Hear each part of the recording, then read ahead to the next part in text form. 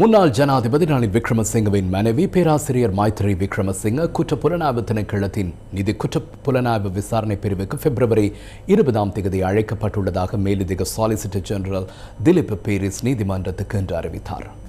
166 லட்சம் ரூபாய் பொதுச் சொத்தை முறைகேடாக பயன்படுத்தி இங்கிலாந்துக்கு விஜயம் மேற்கொண்டமை தொடர்பில் முன்னாள் ஜனாதிபதி ரணில் விக்ரமசிங்க, முன்னாள் ஜனாதிபதியின் செயலாளர் சமன் ஏகநாயக் ஆகியோருக்கு எதிராக தாக்கல் செய்யப்பட்டிருந்த வழக்கு இன்று விசாரணைக்கு எடுத்துக் கொள்ளப்பட்ட போது முறைப்பாட்டாளர் சார்பில் ஆஜரான மேலதிக சொலிசிட்டர் ஜெனரல் திலீப் பீரிஸ் இதனை தெரிவித்தார். வழக்கின் இரண்டாவது சந்தேக நபரான சமன் ஏகநாயக்கவின் பிணை உத்தரவை அறிவிப்பதற்காக வழக்கு இன்று விசாரணைக்கு எடுத்துக் கொள்ளப்பட்டது.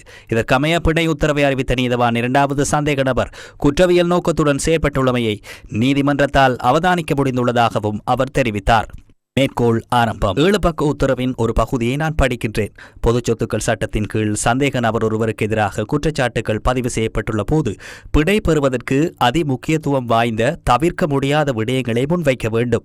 இந்த குடியரசின் உயர்நிலை அரசு அதிகாரி ஒருவரால் செய்யப்பட்டதாக சந்தேகிக்கப்படும் 16 பில்லியனுக்கும் அதிகமான நிதி மோசடி தொடர்பான வழக்கு இது. இந்த நிதி குற்றத்திற்கு உதவியதாகவும் உடந்தையாக இருந்ததாகவே இரண்டாவது சந்தேக நபர் மீது குற்றம் சுமத்தப்பட்டுள்ளது.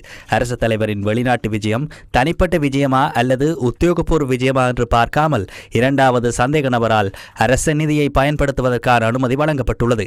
யாரோ ஒருவர் அனுப்பிய நிதி தொடர்பான அறிக்கையின் அடிப்படையில் நிதியை பயன்படுத்துவதற்கு அனுமதி வழங்கியதாக கூறி இரண்டாவது சந்தேக நபர் தனது பொறுப்பில் இருந்து தப்பிக்க முடியாது.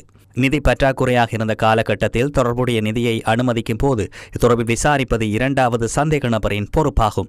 அரசின் உயரிய அதிகாரியொருவர் இவ்வாறு செயற்பட்டால் அதற்கு கீழ்நிலையில் உள்ள அனைத்து பொது நிதி முகாமைத்துவம் கட்டுப்பாட்டை மீறி செயற்படும். அதற்கமே இரண்டாவது சந்தேக நபர் அரசு தலைவரின் பயணங்களை கேள்வி கேட்க முடியாது என்ற அடிப்படையில் அரசு நிதியை அங்கீகரிக்க முடியாது. இரண்டாவது சந்தேக நபர் குற்றவியல் நோக்கத்துடன் செயற்பட்டுள்ளார் என்பது தெளிவாக தெரிகின்றது. சந்தேக நபருக்கு பிணை உத்தரவை வழங்கிய நீதவான் சட்டத்தின் முன் சகலரும் சமனானவர்கள் என்பதால் சந்தேக நபர் பிணையில் விடுவிக்கப்படுவதாக குறிப்பிட்டார்.